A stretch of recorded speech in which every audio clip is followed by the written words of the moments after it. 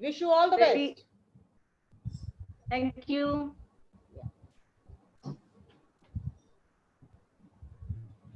हातोले सुरू करायचं. हा एकच मिनिट YouTube वर कनेक्ट करतोय. Oh yeah.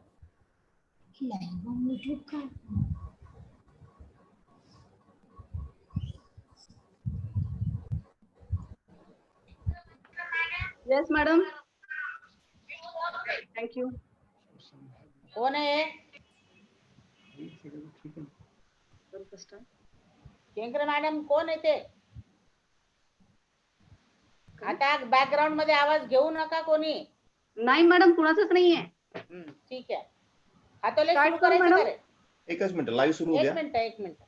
Okay. He is connecting the YouTube. हो हो. हातोले सर सुरू झालेलं आहे.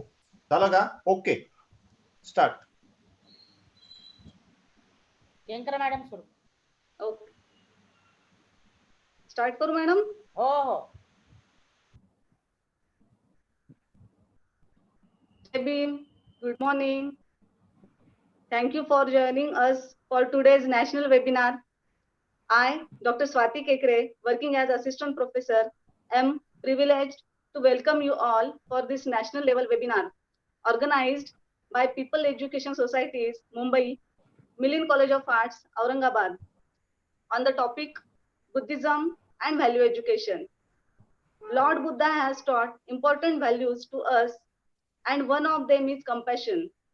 It means getting rid of anger, hatred, greed, and negative emotions so that one should learn the feelings of affection and kindness for others.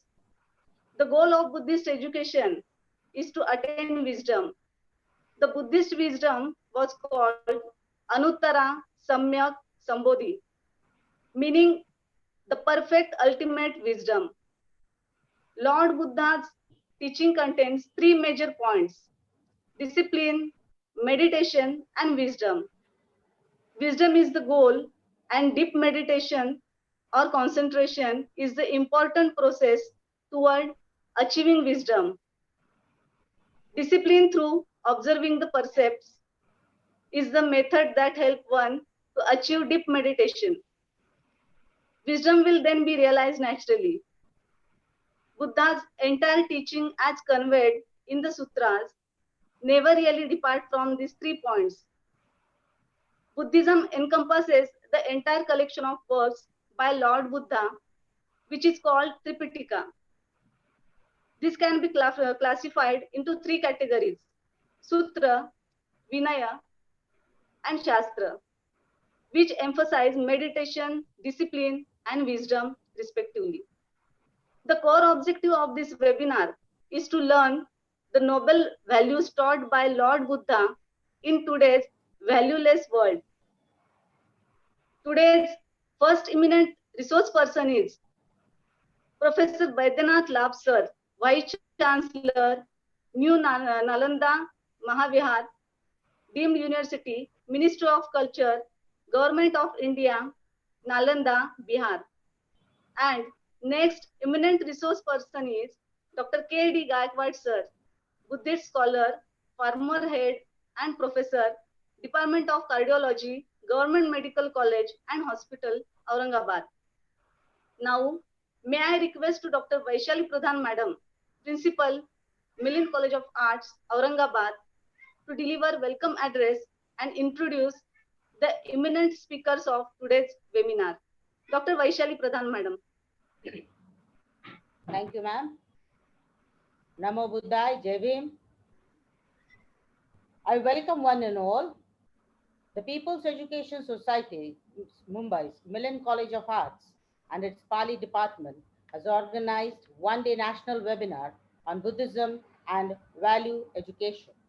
As you all know, this institution was founded and established by the father of the Indian Constitution and the architect of modern India, Bharat Ratna Dr. Babasaheb Ambedkar.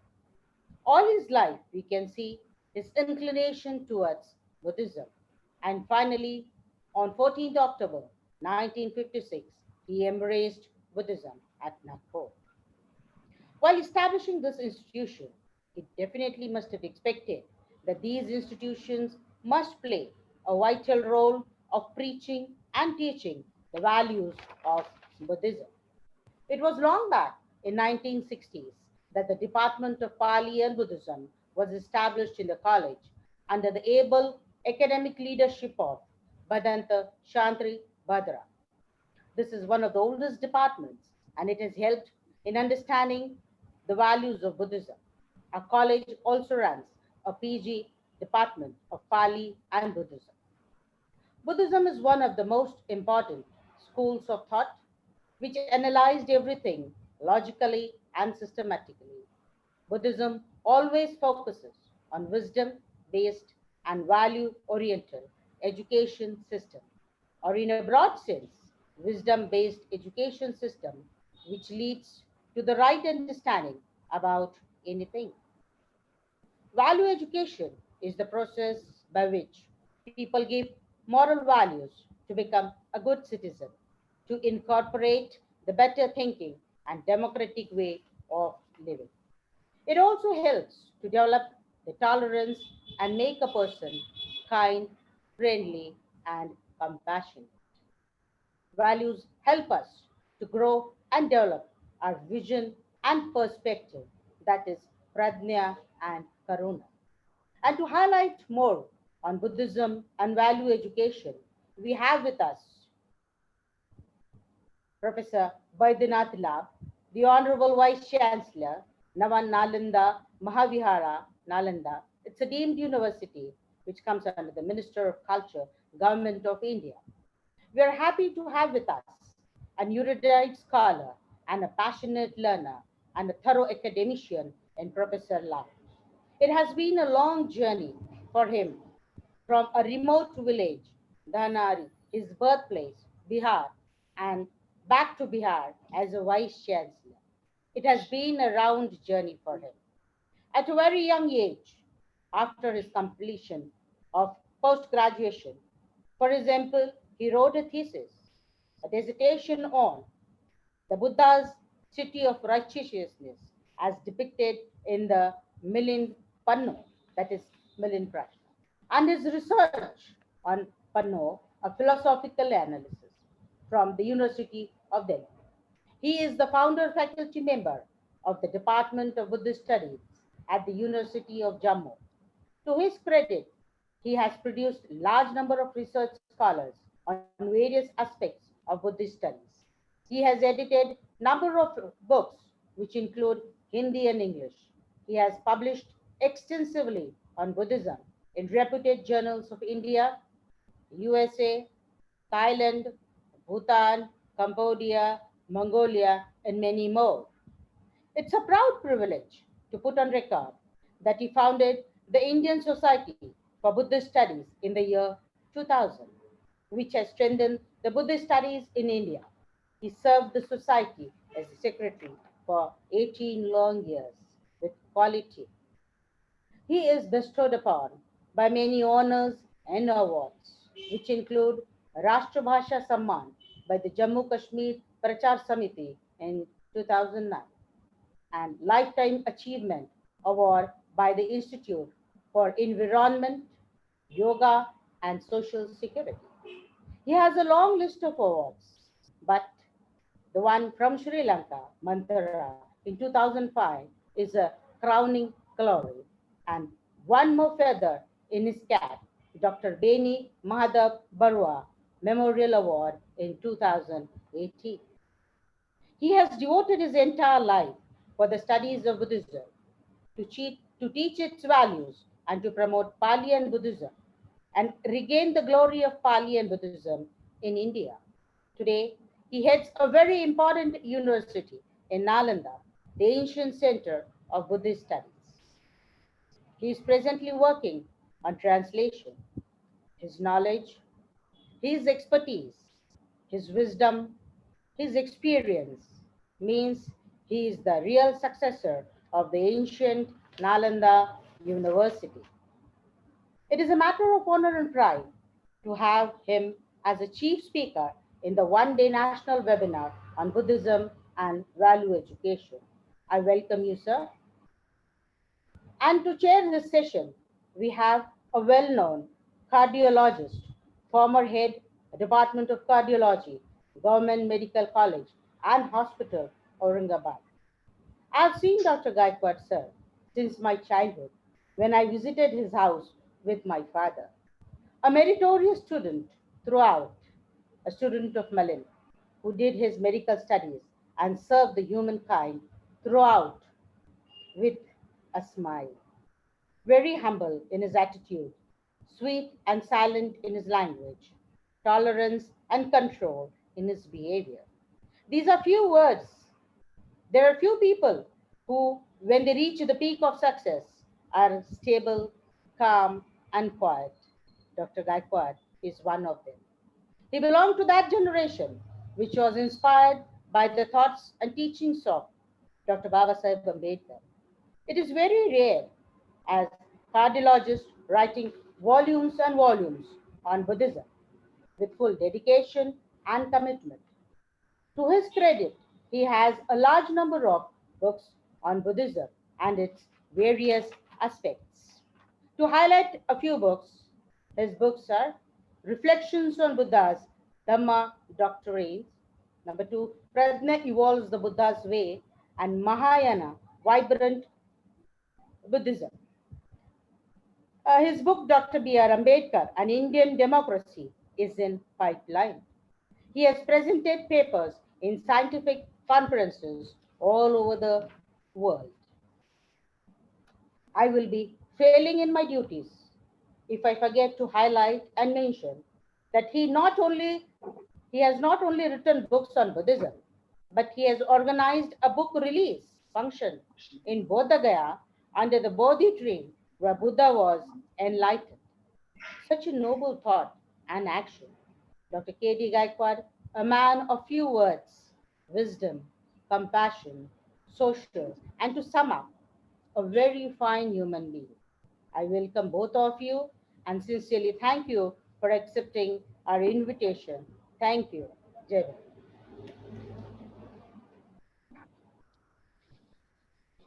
Thank you, madam. If anyone has question, I request them to type in the chat box so that it will be answered at the end of the webinar by the resource person in question answer session.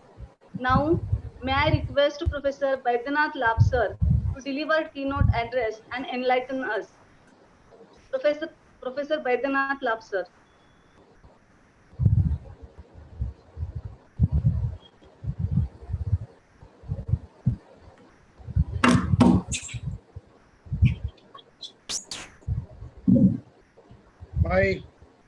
Am I audible?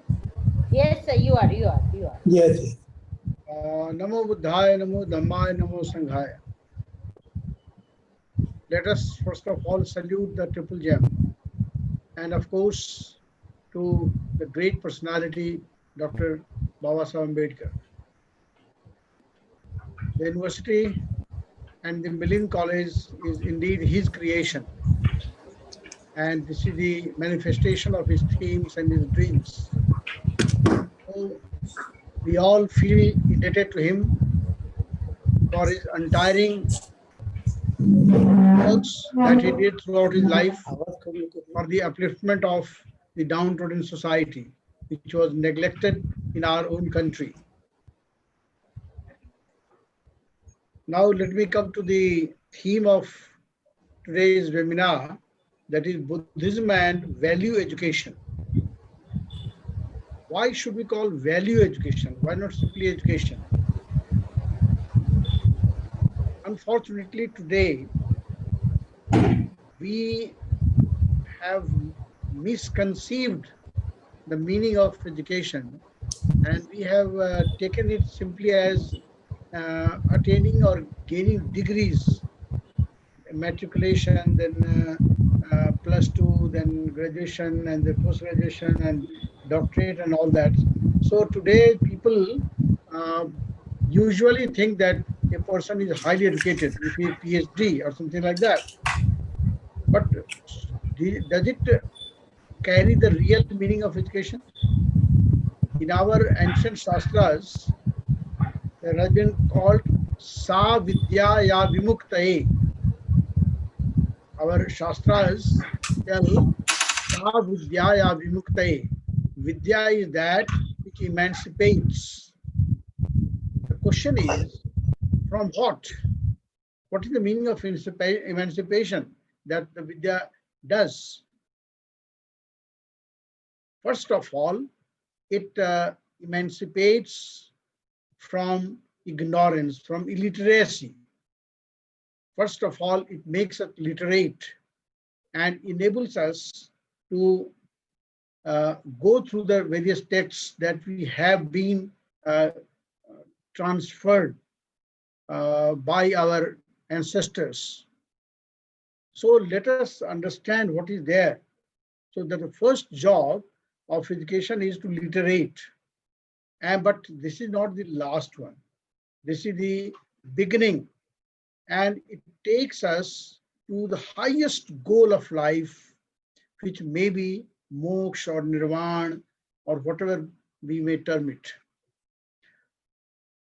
The journey from illiteracy or literacy to nirvana is a very long journey. And at least in our tradition, in the Bharatiya tradition, this education has a very deep meaning. It is not simply bookish. It talks of inculcating human values. When we call Manaviya Mulya, it doesn't mean that it is confined to Manav only.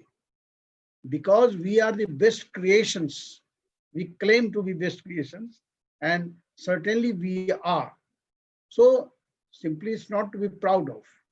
How can we be proud of it?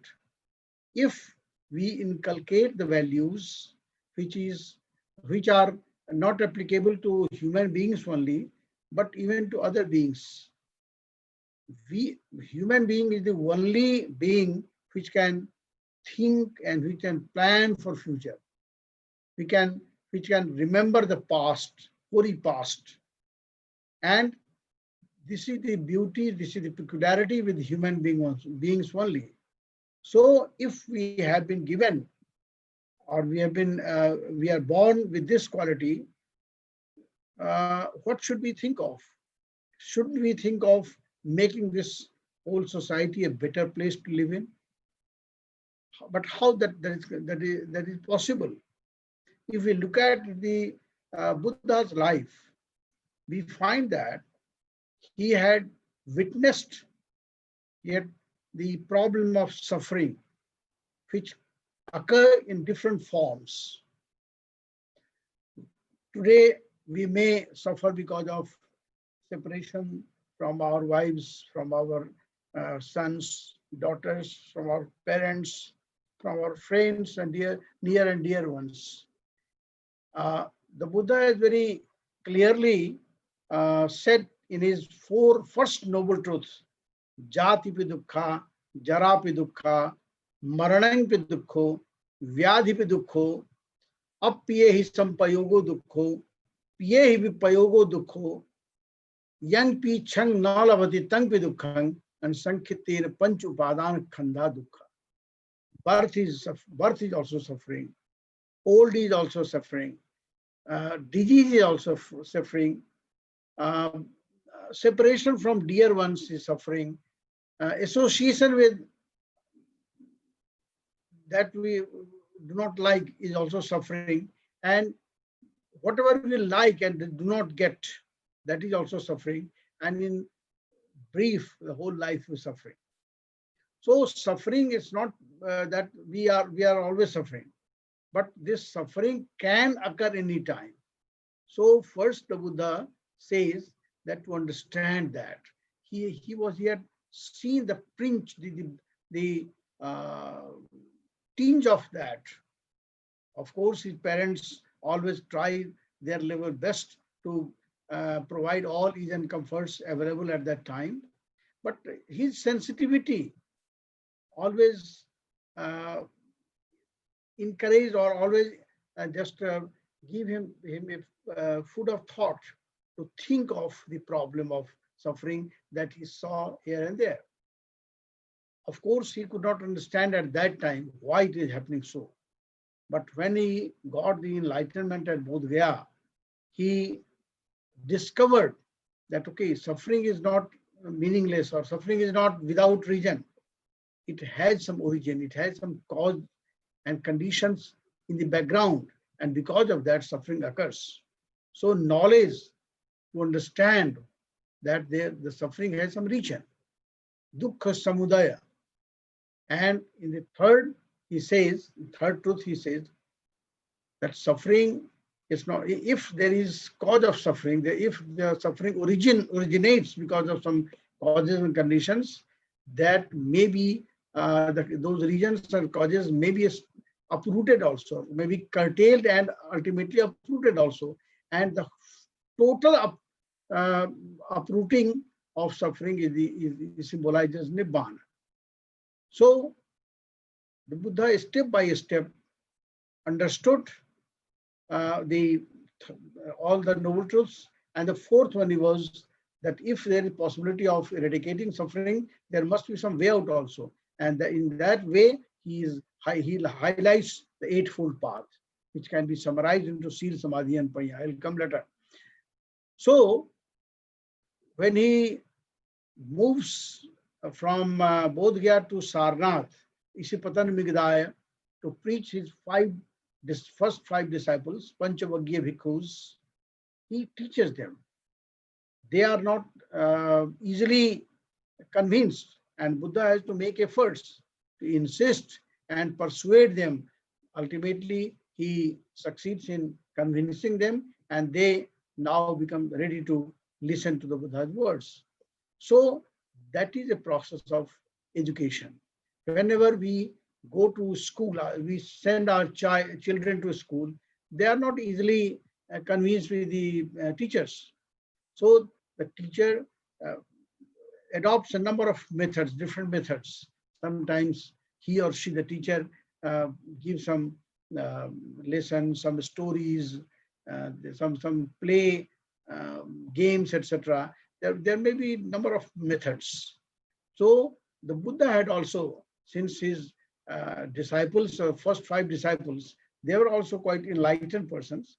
So he adopts a different methodology, and he convinces them that, okay, he has attained the knowledge of Four Noble Truths in 12 ways. And that now then his disciples get convinced, and they lend their ears to the Buddha to listen to his words. So when the number reaches or rises up to 60, and all of them become arhatas, the highest stage of sanctification, highest stage of purification, when they are above all biasness, all impurities, all confusions, then the Buddha instructs them to spread out and go to different directions. What for? Not for begging, not for spending their life meaninglessly, rather to dedicate their lives for Bahujan Hitaya, Bahujan Sukhaya, Lokanukampaya, Athaya Hitaya Sukhaya Deva Manusana. O monks, you just spread out and spend your life with concern for society, to make many and many happy, for their well-being, for their pleasure. Bahujan Hitaya, Bahujan Sukhaya, I understand it as a dynamic message, which does not say, which not any stop. Rather, go on doing, and this is the reason the Buddha himself does not resort to the forest of Himalayas or the caves of Himalayas. He feels social concern. He understands social responsibility, and that is the reason he instructs and sends his disciples to different directions. Now, for him, the social problem, social division. Division will always be there. So at that time also there was division of varnas or castes. It will also always remain in this form or that form.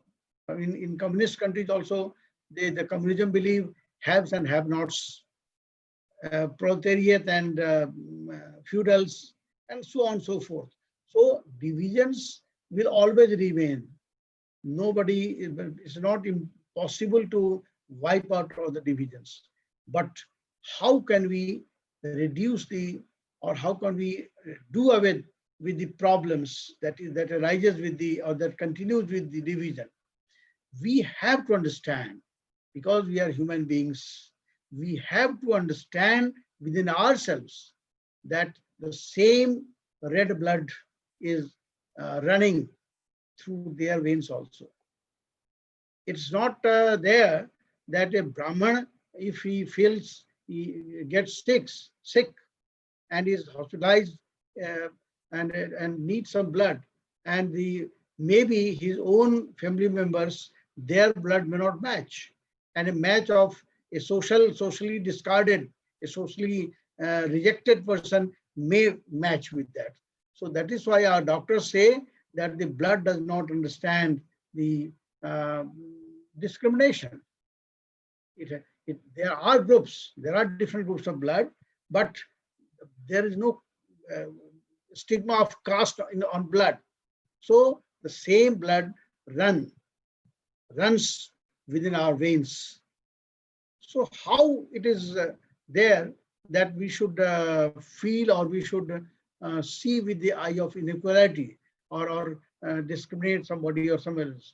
So that is the crux of the Buddha's education. And not only Buddha's education, all of seers who are really seers, who are really above all these nonsense, social biased divisions and all that. So the Buddha always believes in that, and he always preaches that. And the one more beauty is that the Buddha always says, he emphasizes on three terms: pariyatti, patipatti, and pativeda. Pariyatti means his doctrines. If we do not understand the doctrine or the good teachings, our journey will be aimless. It will just like a rudderless boat. If there is no rudder in the boat, it cannot sail properly. It cannot sail in the proper direction. So pariyatti is a must, because if that gives you knowledge, but that is not sufficient. So Buddha lays equal emphasis on patipatti, that is practice. If we chant a lot of shastras, lot of good lessons, lot of scriptures, but we do not follow them, the meaning of, then there is no meaning of those preachings or those teachings. That is why in the Dhammapada, the Buddha says, Bahum piche sanghitang bhasamano natak karo hoti naropamatto gopo bagavo ganayang paresang na bhagava samanya suhuti. Even if a person recites number of discourses, holy scriptures, but do not act upon, do not live his life accordingly, then he is just like a cowherd who takes away the cattle of his master from the cowshed to the grazing field in the morning and takes them back to the cowshed in the evening. He does not become the master of those cattle. So he is simply to count the number of cattle that he takes to grazing ground and takes back to the cowshed.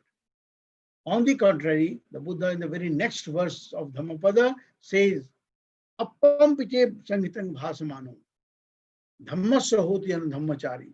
Even if a person recites a very few good lessons from his scriptures, but acts upon them, leaving behind the three most notorious factors: greed, enmity, and ignorance, he becomes the real sharer of the fruit of saintlyhood or sainthood or wisdom. And only then, when a person recites good lessons, acts upon them, only then there is possibility of Pativeda, realization.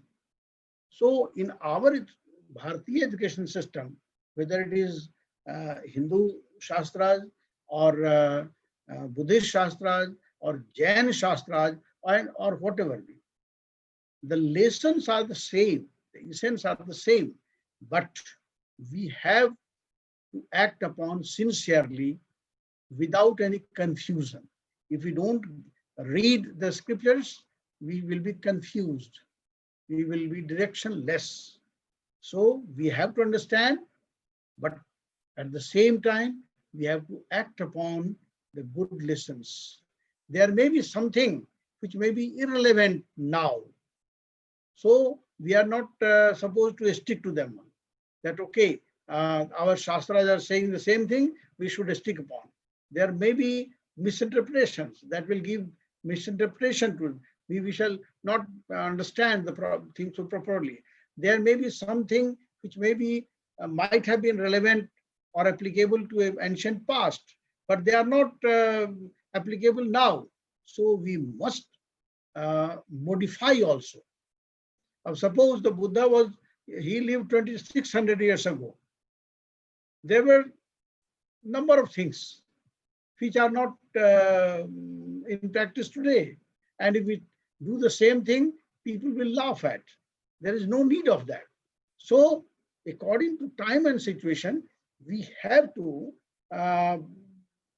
take some good lessons also. We may modify also, but the essence will remain the same. So, so far as we find Madam Vaishali was asking about Vihar to Bihar. So that was quite concerned with our topic also. At the Buddha's time, there used to be Sima, an area. A particular area was known as Sima. So in Sima, there were monasteries for monks and nuns, Bhikkhu Sangha and Bhikkhuni Sangha. Of course, the Buddha was not very much in favor of forming the nunnery or Bhikkhuni Sangha. Today, some people unnecessarily they get ready and start criticizing the Buddha. Oh, he was not in favor of, he was unequal to women folk, and he did not accord proper respect to women. So I request all my friends, those critic friends, that don't try to equate the situations prevailing 2600 years ago. Today's situation is different. At that time, it was different. First of all, there was a Bhikkhu Sangha. And the Buddha always praised women. But he was, for some reasons, he was not much enthusiastic about formation of Bhikkhuni Sangha because of social security. Because of course, those Bhikkhunis, they were quite elevated, but they had a human body. And all the people outside the pale of Buddhism, there were gundas also, there were unsocial elements also. And there was no police, there was no security force with the Buddha to protect them. That was one of the major reasons the Buddha was not much in favor of forming Bhikkhuni Sangha. But he never under-evaluated the intelligence level of women. And we find a very beautiful example when King Prasenjit in Pali Pasenadi of Savatthi, he got a daughter. A daughter was born in his family and he became somehow disappointed. The Buddha said, no, daughters are not anywhere less than a son. So be happy. And later on, that daughter became one of the most intelligent offsprings of Prasenjit. So the Buddha's outlook should not be misinterpreted from the angle of today. We must try to look at the situation prevailing 2600 years ago. Anyway, when the Buddha talks about the noble eightfold path, Aryo Athangi ko maggo, he again teaches that let us avoid two extremes of living. One is total, full engrossed, fully to become fully indulgent in the worldly pleasure. That is not a wise step. That is not a wise way, because in that case, I will live for my own pleasure, you will live for your own pleasure, and there must be some clashes. Then what will happen? The whole social system, the whole system will collapse and immorality will prevail.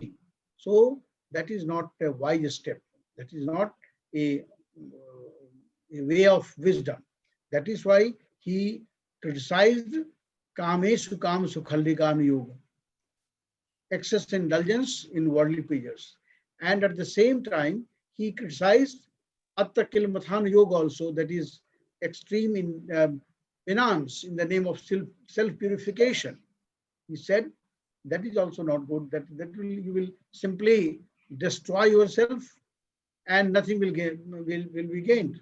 So that is why the Buddha preaches for a better and balanced life, the middle path. Now, there is one more, of course, social. I was talking of social division, and Brahman, Kshatriya, Vaishya, Shudra. We find the four varnas, which later on developed into castes. So there also, because at that time there was supremacy of Brahmanas in the Brahmanical society, so the Buddha replaced them, and he said, "Khatyo setho jane tasming yogotta patisarino." But he did not stop there. He simply not only replaced the supremacy of Brahmanas by Kshatriyas, but in the very next line he says, Vidya charana sampanno so setho deva manusete.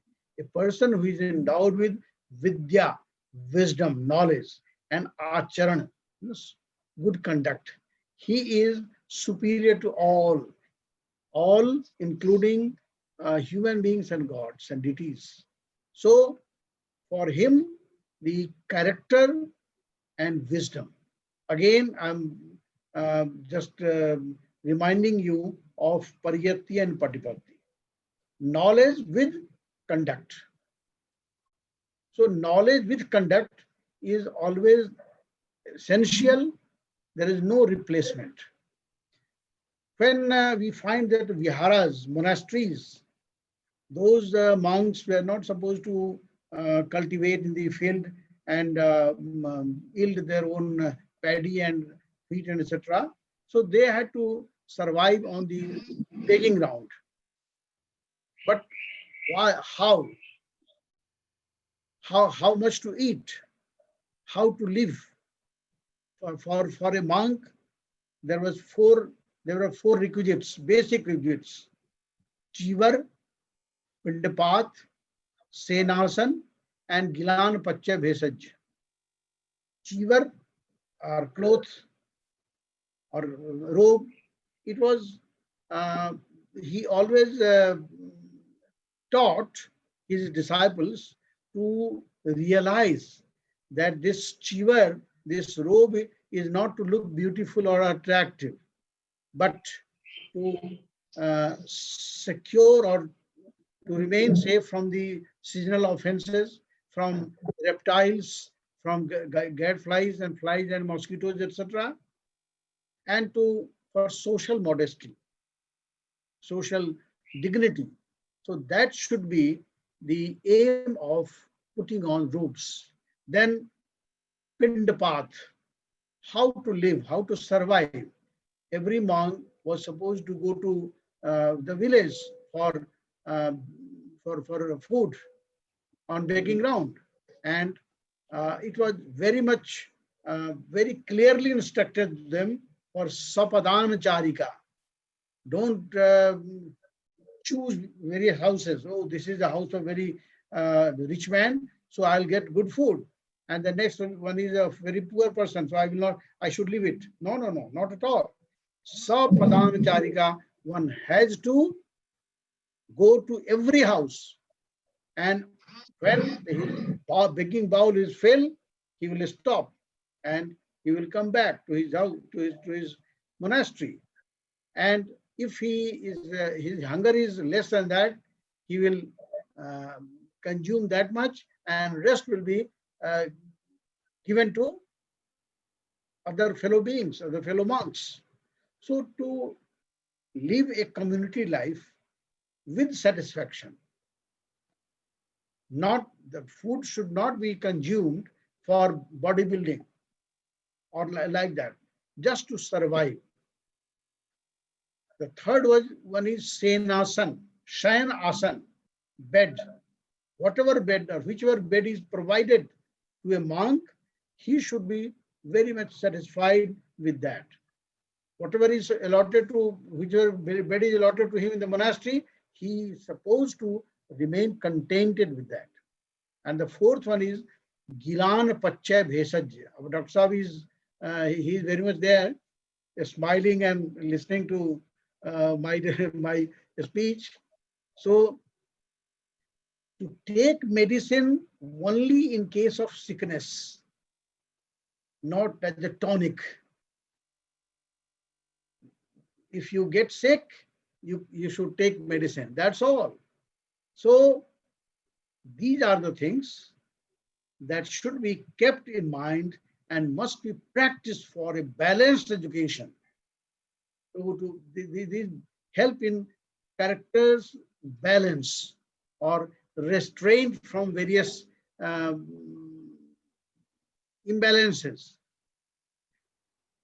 So when this, and one more, in the monasteries, there was a provision of uposat. Every 15 day, every fortnight, monks and nuns were supposed to gather, to assemble at a place which was used to be, which are fixed, and Pratimukh rules were read out. And by one, there was question. The reciter used to ask, okay, I have recited Parajik rules. Now, if anyone had committed any offense, he should come forward voluntarily and accept, confess the mistake.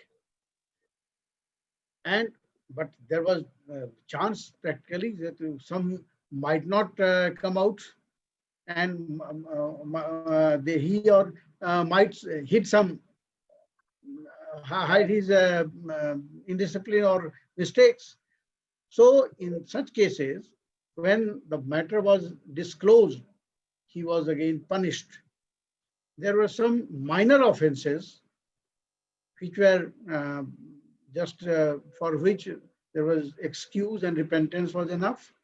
There were some guiding forces, some 75 Sakya rules, or the sort of discipline, sort of etiquette. They were not like any offense, but how one monk should remain very balanced. अभी हम लोग देखते हैं कई बार खाने में अपने बच्चों से अगर आपने नहीं सिखाया तो वो चप्पड़ चप्पड़ खा रहे हैं, तो उनको सिखाया गया कि how to chew the food properly.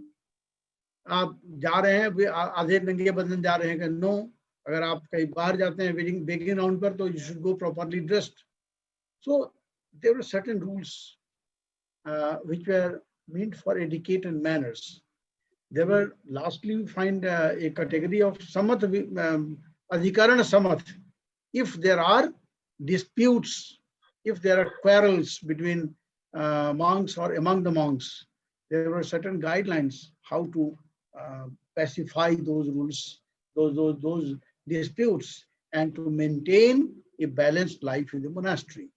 So these were the guidelines. Usually one question is being asked. You kindly just point out if the time is short for me and when I have to stop. So I will stop immediately. So kindly don't hesitate and point out my time limit. Otherwise I will go on speaking. So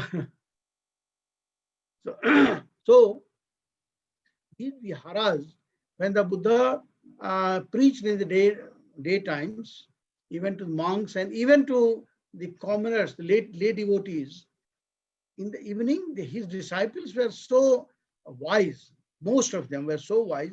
They used to revise in the evening, and that was the methodology of education, Buddhist education, that they could remember and they could transmit the Buddha's words to the next generation or to their disciples.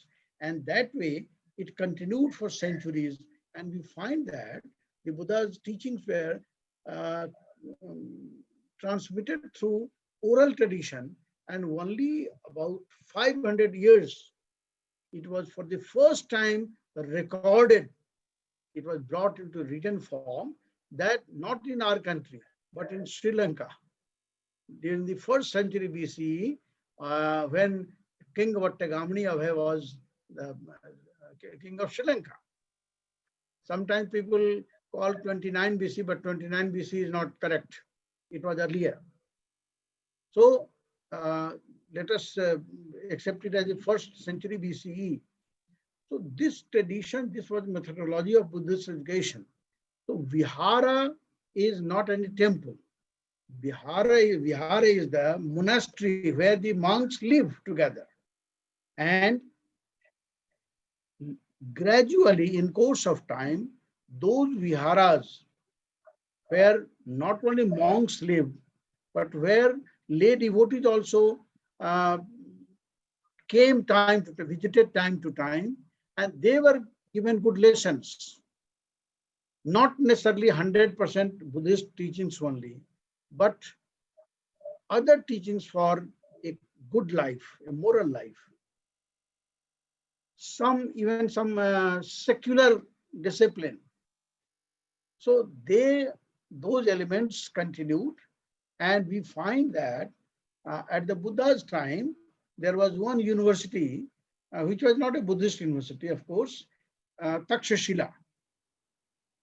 Takshila was coming, it was very much existing at the Buddha's time, and many eminent personalities when we find in Buddhist tradition or Buddhist literature, like Jivak, you might have heard the name of Vaidyaraj Jivak.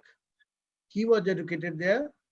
Angulimal, the dacoit, robber, who was initially not a robber, but circumstances made him robber. And it was the biasness of his guru also, who just got biased against him, and he just instructed him to cut fingers of 100 people, 1,000 people. Like that, he became Anguli Mal, a garland of fingers. So, and later on, he also came to the refuge of the Buddha, and he became an arhat. He was killed by throwing stones upon him, and so a number of persons were there.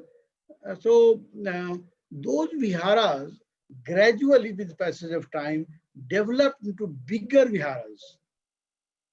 They became Mahavihara. We find, because I am from Nalanda, and my sister, Dr. Vaishali, was telling about it, that Nalanda Mahavihar, what we call today, you call Vidyapith, Baba Sahib Ambedkar Marathwada Vidyapith. In Maharashtra, or Gujarat, the word term Vidyapith is there. In North India, we call Vishwavidyalaya. So Vishwavidyalaya or Vidyapit, that these terms were not there at during ancient days. And Nalanda University was called Nalanda Mahavihar. It was established during the Kumar Gupta, the Gupta king, Kumar Gupta, in the sometimes in the 4th, 5th century CE, and it developed like a huge, big, or rather the biggest international university. When Master Xuanshang, which we pronounce sometimes Xuanshang, Yuanchuang, Xuanshang, when he came, it was during 7th century CE. He came here during the reign of Harshvardhan, and he came here after great, big difficulties, number of difficulties. He was not permitted by his countrymen to leave his country for India, and then he very secretly he covered a very, very long distance. He came to Bharat. He studied at Jayendra Vihar University in Kashmir. He studied Sanskrit there. And later on, he traveled to a number of places. And his record, even the record of his travel, CUG, which has been translated into English as the record of the Western world, that informs a lot. So he came to Nalanda. He studied here for 3 years, and for 1 year he taught also. Then he went away, and after 100 years or so, Itsing also came from China, and many students, because these are the illustrious names, but the students from Mongolia, students from Korea, a student from Tibet, a student from Southeast Asia. Many people came here and they studied. Unfortunately, this institution was invaded and destroyed by one fanatic, Bakhtiyar Khilji, in the last decade of 12th century. And that coincided with the decline of Buddhism also. So that is a different issue. But Nalanda, like Nalanda, in our vicinity, there were 2 more universities. One was Udantapuri University in Bihar Sharif. It is about 12, 13 kilometers from here, from Nalanda, where I am sitting right now. And it is said that on the model of Udantapuri University, the same Samaya Vihar University was established in Tibet. It was a carbon copy. So that Samaya monastery existence are still found there. And according to that, we can imagine how Udantapur University might have been. Then another very eminent prominent institution of education was Vikramshila. It was again in Bihar. You might have heard the name of Bhagalpur, which is known as Silk City of Bihar. And Tassar silk, perhaps that coats, etc., half coat and all that, they are made of Tassar silk. So near that, there is one place, some 22 kilometers or so. I had gone there last year. It was, now the place is called Kahalgaon and Antichak. So that place, the exact place is called Antichak, and the huge monastic complex had been unearthed, discovered. So that was Vikramshila. In Gujarat, there was Badgaon. I think 2-3 days ago, I was listening to one video of Modi ji, and he is from Bud township. So there it was Vallabhi University. So Vallabhi was a Therwad university. And likewise, in Bengal, we find Sompur Vihar, Jagaddal Vihar, and so many things, so many other universities. I forgot, there was one more university very near from Nalanda. It was Tilhara or Tilgarh, or number of names have been assigned to it. And I have been there, and the number of works are yet to be taken up. So these were various universities, various of those days, which always taught of human values. And one more thing I would like to mention, that these universities not where, of course, the uh, primarily it was based on Buddhism, but it was not confined to Buddhist teachings only. There were a number of branches of secular education also were there, like Jyotish, astronomy, mathematics, Vedas, Vyakaran, medicine,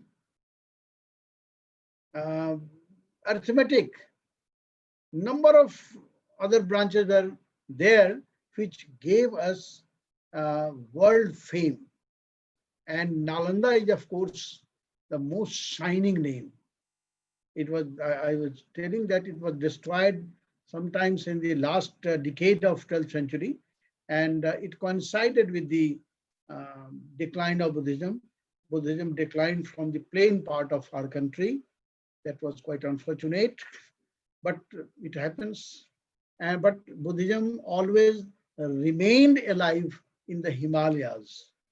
And later on, when there was Tibetan influence from right from Ladakh in the northwest up to Arunachal, the whole Himalayan track is always vibrant with the Mahayana Buddhism.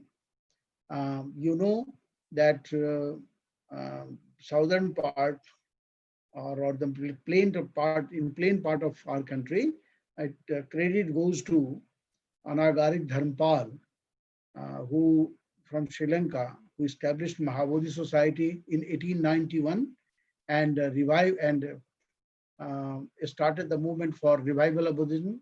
Now it is vibrant, and all of my friends seen on the screen are mostly Buddhists, and a number of scholars and social reformers, P. Lakshmi Narasu, Bhadantanand Kosalyan, Baba Saheb Ambedkar, a number of scholars and reformers, they gave impetus to revive Buddhism.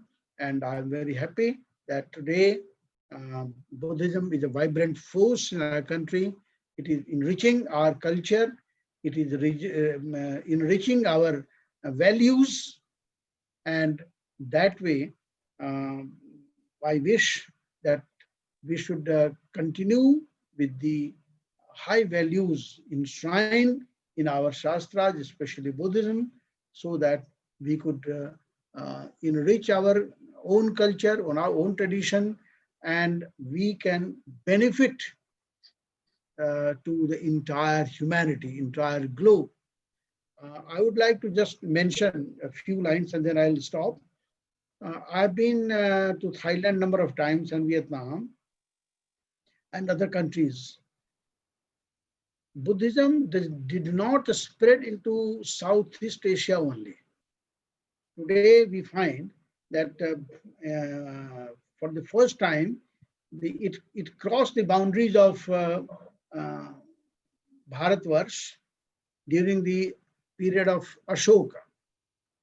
He sent missionaries to Sri Lanka. In the south, their missionaries went up to Syria. Afghanistan was, of course, our part. Iraq, part of Iraq was our part. So Afghanistan, Iraq, Iran, Syria, Lebanon, and even Greece. The people met with Greeks also. So, but that spread was not an imperialistic voyage. That was all a spread of human values. And in the east also we find Myanmar and Thailand. They quarrel with the word Swarnbhumi. And today you'll find that the international airport of Bangkok is known as Swarnbhumi Airport. So they have dispute whether the so-called missionaries reached Myanmar or Thailand first. But whether wherever they might have reached first, they are the very vibrant and a strong messenger or strong uh, takers of Buddhism. And number of Asian countries, I find Buddhism and Buddhist education, because I would always emphasize that Buddhism is such a religion which is never forced for any conversion. It believes in convincing, not in coercing. And that is the reason we find that it has just spread not only to European countries or America or South America, but even African countries. I find number of Buddhist monks and people who are, that is the beauty of Buddhism. That is why I always say that Buddhism is such a religion, such a philosophy, such a branch of learning, which always believes in convincing, not in coercing. So that is our beauty, that is our treasure, and we must continue with this one. And now, since I have taken a lot of time, I first of all, I feel grateful to my sister, Dr. Vaishali, uh, who had established the Gautam Buddha Study Center in 2007, and she had invited me to inaugurate that session.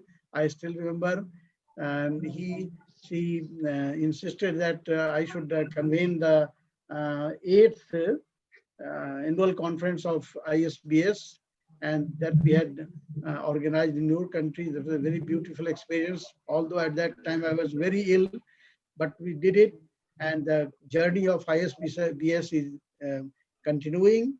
We are enriching the Buddhist education through enlightening the people to go to original sources of Pali Tripitaka. One thing I would like to correct Dr. Swati. You had perhaps told that there are 3 Sutta, Vinaya and Shastra. It is not Sutta, Vinaya, Shastra. It is Sutta, Vinaya and Abhidhamma. Perhaps, so it is Sutta, Vinaya and Abhidhamma, not Shastra. Anyway, so once again, I express my gratitude to Dr. Vaishali, Dr. Swati, Dr. K.D. Gaikwad Sahab. I had met you, sir, in long ago when I was invited by my friend Professor B.N. Kunhade Sahab to for some series of lectures, and I had an occasion to meet you, interact with you. So I once again salute you. So it is a pleasure meeting you, sir. Yeah. It's a pleasure meeting you. Thank you, sir. Thank you, sir. And Dr. Ramnath and all friends, Dr. Santosh ji and all friends for giving their patient hearing to me. If something has gone wrong, please excuse me. Thank you so much. Namo Buddhaya. Thank you. Thank you. Thank you, sir. Thank you so much. Thank you, sir. Sir, you enlighten us on truth, suffering, eightfold path, Buddhist education process, social responsibilities, and many other aspects of Lord Buddha's value education. Thank you, sir, for such an eye-opening session, which has given us new perspectives to value education taught by Lord Buddha. Thank you, sir. Thank you. Thank you. Thank you. I would like to request Dr. K.D. Gaikwad, sir, to deliver chair address and guide us. Dr. K.D. Gaikwad, sir. Hello. Hello. How much is the time left for the meeting to continue? You can take your time, sir. You can take your time. Thank you very much. It is a pleasure meeting you all. Actually, it is homecoming for me. I have been invited to chair this session, I feel that I have visited my alma mater. When I say this, you know that I was a student of Milind College of Arts and Science long back in 1960s. And Principal Dr. Vaishali Pradhan's father, he was my teacher in English.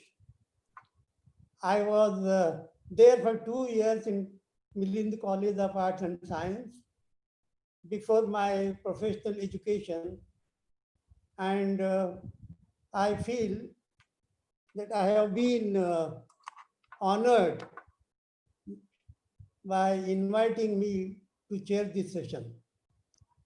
Of course, you know that I am not a Buddhist scholar, neither I am a Buddhist writer, but I have been reflecting and contemplating on the Buddhist philosophy for a long time, since a long time. You know, I am a student of medicine. As a surgeon,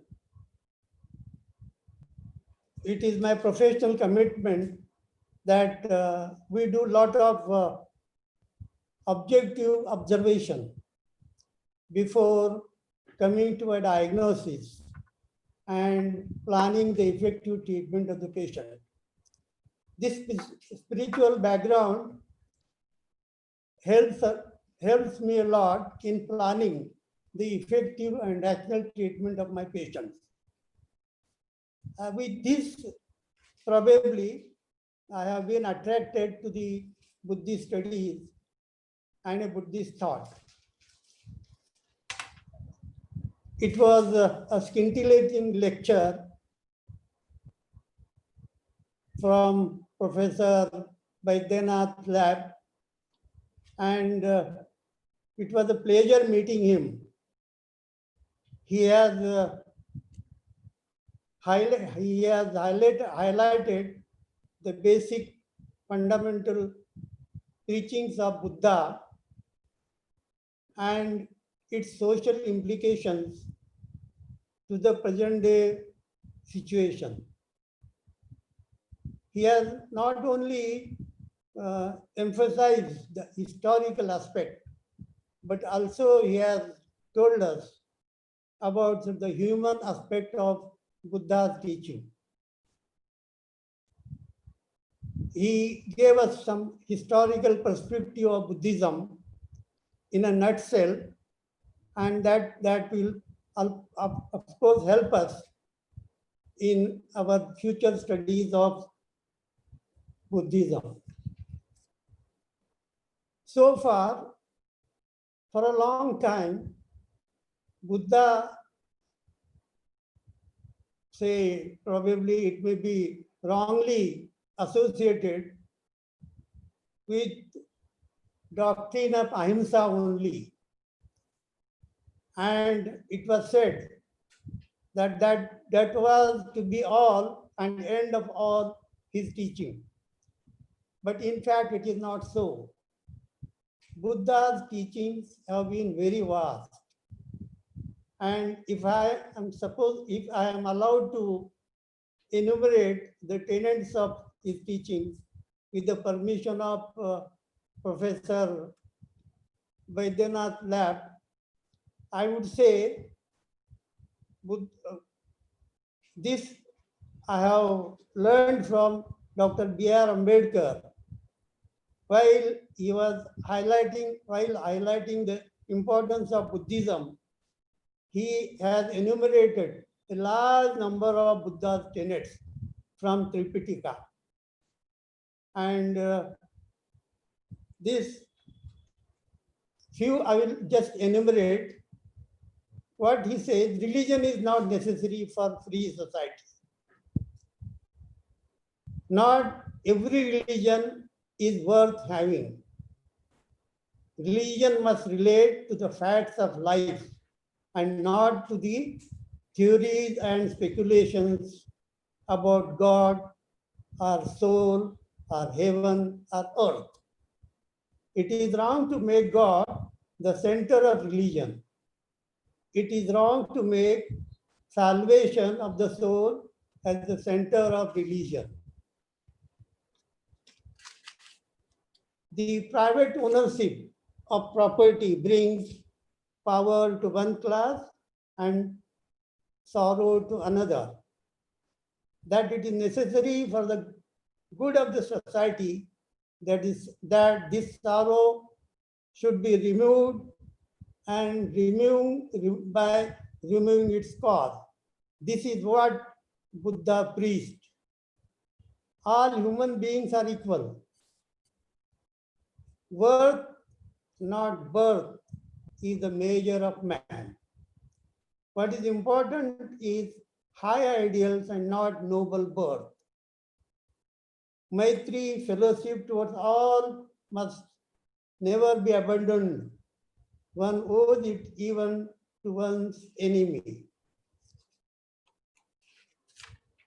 And there are many other tenets that just I want to emphasize how ancient and how fresh, how wide and how deep are the teachings of Buddha.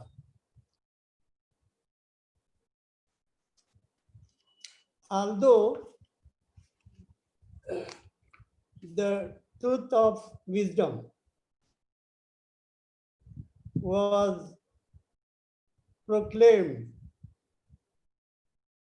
500 to 600 years before Christian era, but this remained obscured for a pretty long time from the public glare until Sir Arnold Edwin in 1879 released his poem, The Light of Asia, highlighting the importance of a giant philosopher from India. And from that time, the entire philosophy of human life has been changing, and he has contributed a lot to the world thought of philosophy.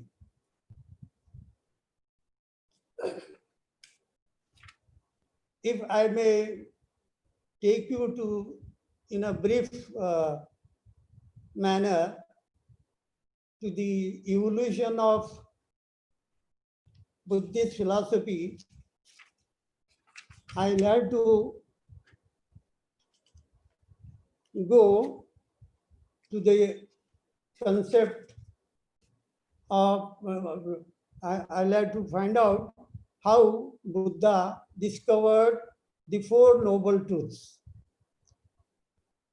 In the first watch of the night, Dr. Buddha, Lord Buddha discovered the first noble truth of suffering. In the middle watch of the night, he discovered the second noble truth of suffering. And in the last watch of the night, he discovered the third noble truth. When the knowledge of these truths became absolutely clear to him, then only he acknowledged that he has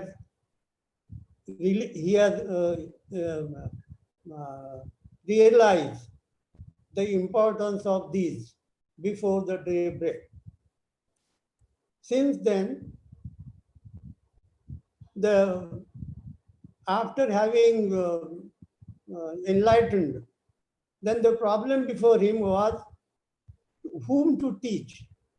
Whom should he teach these Four Noble Truths? Then he recollected the very famous ascetics of those times, Alara Kalam and Natputta. But some deity told him that one of them had died about 7 days ago, the other a previous night. Then he was reminded of his companions who left home for homelessness in company along with him. Then he could see by his uh, uh, uh, divine eye that they were residing at Sarnath. So he visited Sarnath, and those his companions were reluctant to receive him because since he had deserted them, and they thought probably Buddha had accepted a luxurious life, but it was not so. Buddha continued all alone, and he was enlightened. Then he delivered his first Dhammachakra Parivartan to those 5 ascetics.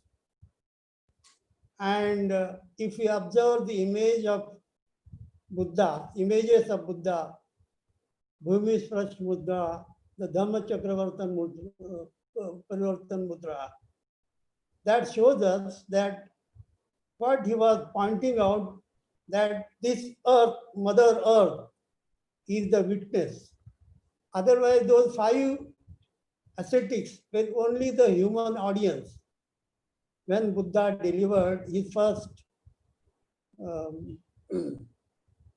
Dhammachakra Parivartan discourse.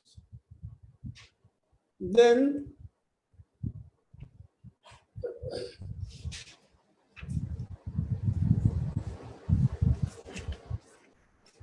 Buddha was very, very particular, very methodical. Buddha never left anything to speculate or for a wide guess. He was very meticulous, and his teaching was based entirely on scientific observations. And these scientific observations could be applied to his teaching and confirmed. What Buddha discovered in the earliest period before the human evolution still stands today as it is. And this has been confirmed by the recent scientific inventions in physics, in quantum physics and relativity theories. This is the beauty of his religion. Buddha was never a dogmatic person. He allowed free exchange of views even amongst the bhikkhus. He never insisted that his teaching is infallible or the enlightenment is entirely due to him.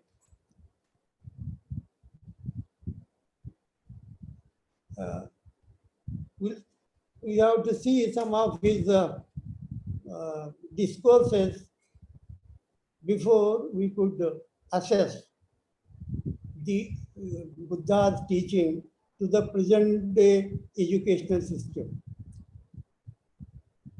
The great 4 authorities, Buddha delivered a discourse to the congregation of bhikkhus. And whenever there is any doubt as to whatever a particular bhikkhu is telling, whether it is a fact or it is not a fact, whether it tallies with the teachings of Buddha or whether it does not. And in that case, his advice to his disciples was, if the teachings, if the utterances of those bhikkhus, if it tallies to the Vinaya, the Sutta, then that it means that that particular bhikkhu has learnt it right. So he advised his disciples to accept it immediately without any reservation. In case if the utterances do not tally with the Vinaya, with the Sutta, then they should be outrightly rejected. So this value he emphasized, and this is what is the uh, this. If you see in the light of today's scenario, it is rare to find such a teacher who tells his students, if they do not agree with him, if they have a chance to disagree with his teacher, this may not be liked nowadays, because these students are then victimized. This particular impression, this particular uh, this thing is actually very, very important. Then there was a tribe of Kalams who were faced with the problem of what I mean to say, how to decide, because there were so many concepts which were coming up, which was the truth, which was not the truth. In that case, Buddha told them, if they should not accept it only on the basis of purported authority or on the basis of scripture, or because it was told by their teacher. This is, then even if they may not, if they do not agree with Buddha's versions, they have every right to assess, and if it tallies to their observation, then they should accept. This particular thing is very, very important in education, so that there could be very free exchange of views, and a student can very boldly and frankly discuss these issues with the teacher. This we find Venerable Nagasena advising King Milinda, because he had some doubts. When he asked King Milinda, the Venerable Nagasena, then the king, the Venerable Nagasena clarified and satisfied his doubts about Nibbana, about Kama, about instantaneous rebirth, and he told him that Buddha has discovered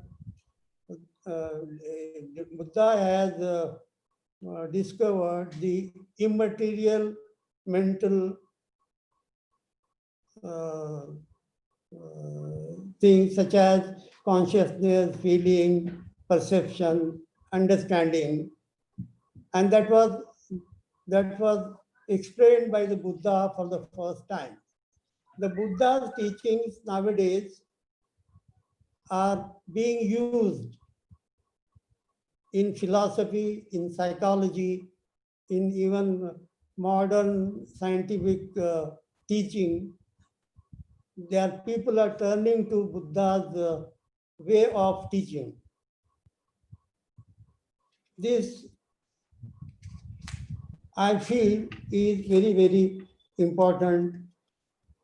Though Buddha was not a teacher himself,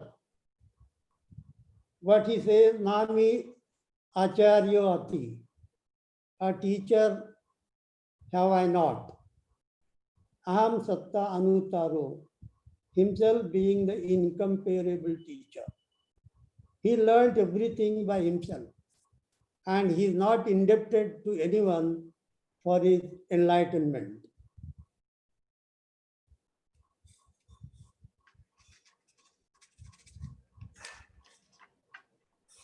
Whether it is Jain, a strict monastic asceticism, or pure land Buddhism, the kernel of teaching in all is essentially expressed as fingers pointing to the moon, which means purity of mind and practice. So Buddha's Victor's dispensation is shown in the beginning by virtue, that is sila, that is quite purified, not doing any evil, and it is good because it brings special qualities of non-remorse and so on. Entering into the profitable concentration, that is samadhi, the middle of the dispensation is also good, since it brings about special qualities of supernormal powers, direct knowledge, and so on. Purify one's mind is the ultimate culmination into understanding, that is prajna. Is good because it brings about equipoise with respect to desired and undesired. So Dhamma, Kara Vishya, Vinichya is Buddha Vachana, should be understood as constituent of enlightenment, and that is Bodhiyanga as well as enlightenment. It is extremely unusual to find an ordinary human being. Buddha was an ordinary human being like many of us. So by his entire efforts, his own efforts, he escalated himself to the divine pitch, never to be dislodged therefrom. He has carved out an immortal place for himself. And that also, till today, nobody is able to equate or equal in attainment of Buddha.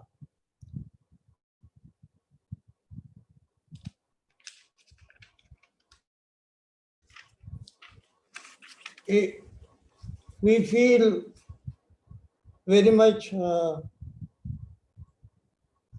honored by our emancipator who guided us to seek refuge in the Buddha's Dhamma and Sangha.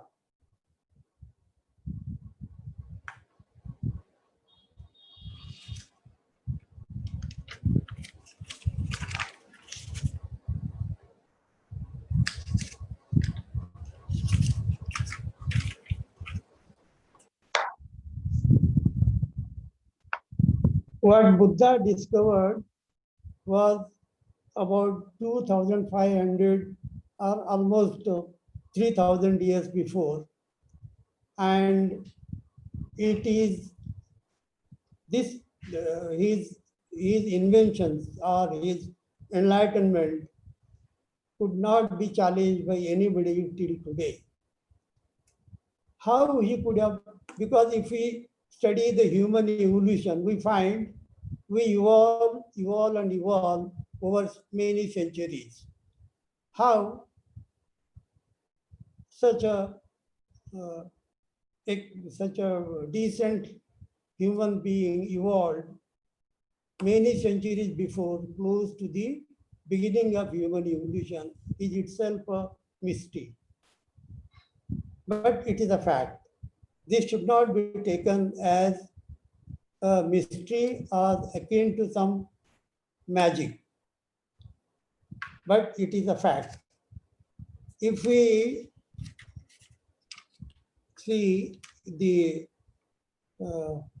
Buddha's body is, we find some lesser marks of greatness and some 32 marks of great man who overpowered everything and attained the unassailable, world acclaimed prajna, which could not be equaled by anybody.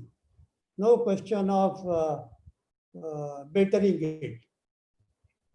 If we go by the standard, we find Dr. B.R. Ambedkar was Bodhisattva. Dr. B.R. Ambedkar was the only person who could reach to the nearest point in all manners. So,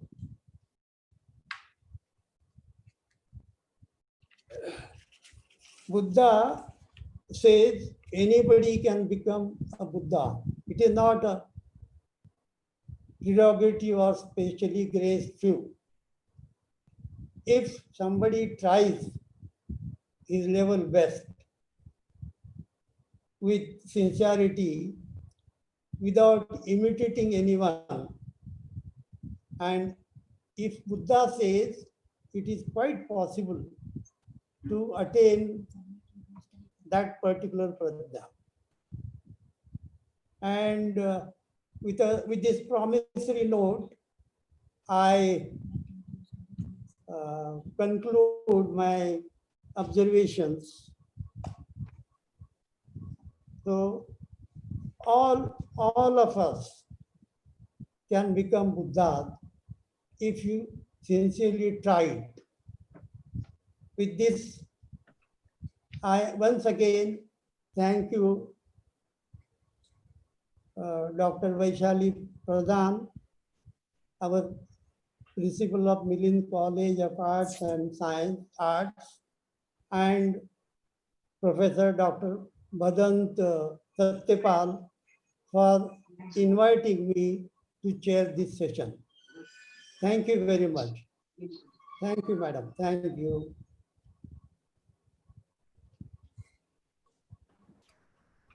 Thank you, sir. Thank you. Thank you, sir, for such enlightening session. I'm sure all participants have benefited due to this session, which has explained Lord Buddha's value education in a comprehensive manner. Thank you, sir. Because of time limit, we are taking only one question. This question is from Kaustubh Pune. He asked, I would like to have information on mindful meditation for Dr. Professor Baidyanath Lap, sir. Question is, I Yes, would yes, like sir. to have information on mindful meditation Yes. for Dr. Lap, sir. Yes, I'm Mindful meditation, sir. yeah, I have got it. Okay, thank you. Meditation is always mindful. So let me, first of all, at the very outset, I would like to remove the doubt that meditation, whether meditation can be without mind. It is always with mind. So, and mindfulness, what is mindfulness? Samyak smriti. In Pali, we call it samma sati. There are four legs in sati to prevent unwholesome from originating, which has not originated so far, to remove all wholesome which have already originated, to make efforts for origination of wholesome, and to upkeep and enhance or increase wholesome which has already arisen. So these are the 4 efforts that are included in Sammasati. And mindfulness meditation, 2 types of meditation, Samat and Vipassana. But I think Vipassana is more popular these days. And मग काय करतो करतोच तसा मी 4 legs or 4 stages. That is Kayanupassana, Vedananupassana, Chittanupassana, and Dhammanupassana. What is Anupassana? Let us try to understand. To observe what is happening within you and without and outside yours. To put yourself into viewer's mode. You are taking breathing and taking oxygen and leaving carbon dioxide. But it's such a natural process that you never don't understand whether you are taking breathing or giving out. But if you become to observer's mode, then things become different. That is mindfulness, the first stage of mindfulness. You observe that you are taking breathing in and breathing out. The moment you start that, you will find that your mental movement gets restricted, because in the very first 2 verses of Dhammapada, the Buddha says, Mano Pubbangama Dhamma, Mano Siddha Manomaya, Manasache Paduchena, Bhasati Va Karoti Va, Tatonang Dukha Manveti, Chakkang Vahato Padang. And then the second one, Mano Pubbangama Dhamma, Mano Siddha Manomaya, Manasache Pasannena, Bhasati Va Karoti Va, Tatonang Sukha Manveti, Chaya Va Anupaini. Mind is the forerunner. There is nothing can compete with the speed of mind. And mind's nature is that it is Fandalang Chapalang Chittang Durakhang Dunnivaryam. It is just like a just jumping monkey. As a monkey does not stop or does not stand at a particular place silently or motionlessly, similarly, mind also does not stay at any place silently. And the Buddha says that it is because of the fickle nature of mind that it creates attachment with various things, and as a result of that, we find different types of suffering.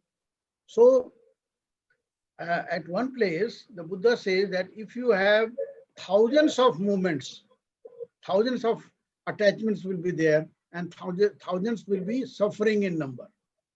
If it is hundreds of attachments are there, hundreds of movements of mind are there, the suffering will also be reduced to 100. If it is reduced to 10, suffering will also be 10. If it is reduced to 1, suffering will be 1. If there is no attachment or no movement, suffering will be 0. So that is why the Buddha very methodically, very logically says that how to restrict the movement of mind, and he prescribes the medicine of this Vipassana. And he suggests that you just come to observer's mode.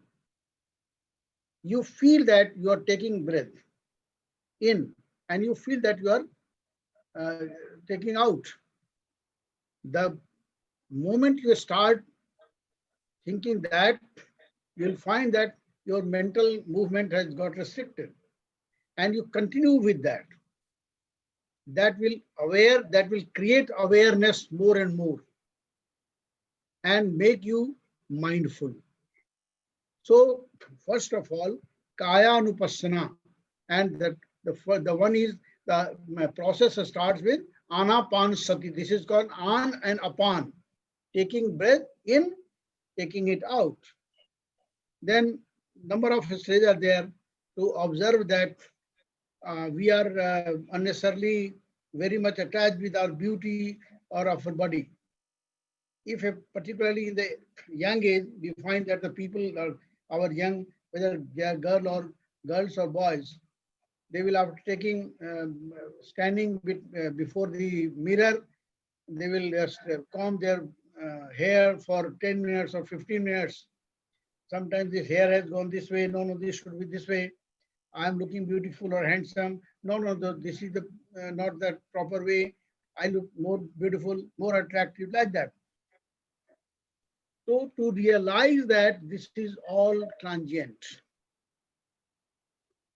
to realize, to create that awareness, that is mindfulness. So number of things are there. Our body is not permanent. It will get old.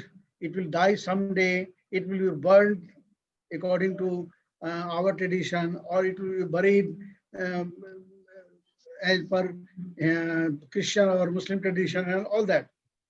So it will get destroyed. So that is Kaya Nupassana. Then is Vedana Nupassana, feeling. I'm feeling good. I'm feeling bad. I'm feeling neutral. So that is to develop that feeling, that awareness, that mindfulness is Vedana Nupassana. Then comes Chitta Nupassana, to understand our own mind. Why I'm getting attached with something else or somebody? Why am I hankering for that? Why am I running for more and more money? Why am I running for this, that? So this is called Chittanupassana, to understand the movement of the mind. Why it is so much impure? How can we make it purer? So that way it is good for Chittanupassana. And the last one is Dhammanupassana, to see that according to Buddhism, there are three characteristics of everything.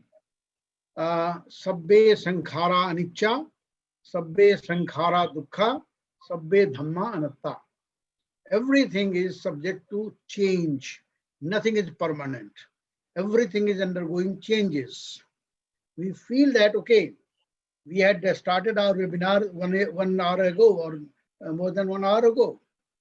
We are not exact the same as we were at that time. Many things have changed. We don't understand because our vision is not that much that much pinpointed. We feel that, okay, it's the same, but things have changed a lot.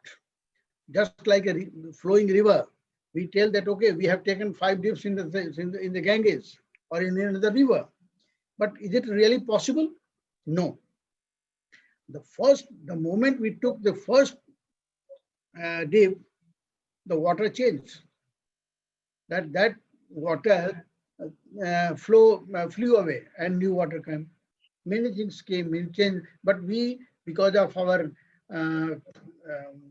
very not that much pinpointed vision, we take it the same, ignorantly. So everything changes, every moment. Nobody can stop it. The most scientific thing. The another one is everything is subject to suffering.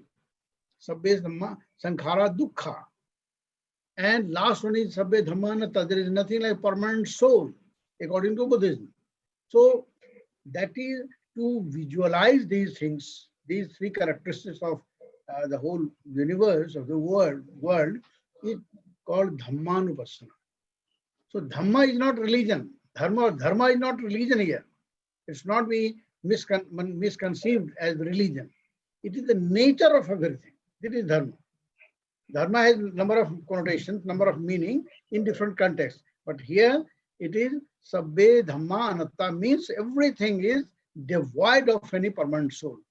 So these 4 types of Anupassana is mindful meditation. To develop such things as mindful meditation. I think it's okay. Or is the questioner satisfied, or should I clarify more? Yes, sir. Thank you, Is sir. it okay? It's okay. Okay, sir. Okay. Thank you, sir, for giving detailed information on mindful meditation. Thank you, sir. Thank you. No program is complete without vote of thanks. Finally, I would like to propose vote of thanks. I express gratitude to Dr. Vaishali Pradhan Madam, organizer and principal, Milind College of Arts, Aurangabad, for organizing such resourceful webinar series. Madam, you always provide valuable guidance and all the resources for the successful conduct of this webinar. Thanks a lot, Madam, for your all-time support. I am grateful to Honorable Professor Baidyanath Lab sir on conducting resourceful session and the enlightenment offered on this topic. So thank you, sir. I am thankful to Honorable Dr. K.D. Gaikwad sir for the enriching session which he has conducted. So thanks a lot, sir. Today we had participants from Palakkad, Kerala, by Bodhinayakpur, Kovilpatti, Tamil Nadu, Odisha, Bhilai, Chhattisgarh, Shirsa, Kanal, Haryana, and many other places from national places. From Maharashtra, we had participants from Jalna, Jalgaon, Pune, Mumbai, Raigad, Panvel, Nanded, Arvi, Yavatmal, Ambezogai, Bid, Kannad, Aurangabad, Usmanabad, and many other places. And we are pleased to have overseas participants from Tribhuvan University, Nepal. I am thankful to all the participants across the country for joining us and giving your valuable time. Last but not the least, I appreciate the efforts of teaching, non-teaching, and technical staff of Milind College of Arts, Aurangabad, for the contribution towards the successful conduct of this webinar. We are posting the feedback form link on WhatsApp and Telegram groups. So all the participants are requested to fill and submit the feedback form of this webinar immediately. I request to all live participants to join us for our next webinar, which will be conducted soon. Details of it will be informed to you. Now, with due permission of our principal madam, I officially declare that this webinar is over. Thank you all. Now, all of you can leave this meeting. Jai Bhim. Thank you, Lab sir. ठीक है madam. Thank you, Gaikwad sir. Hello. Okay, thank you. Can I leave? YouTube बंद करा.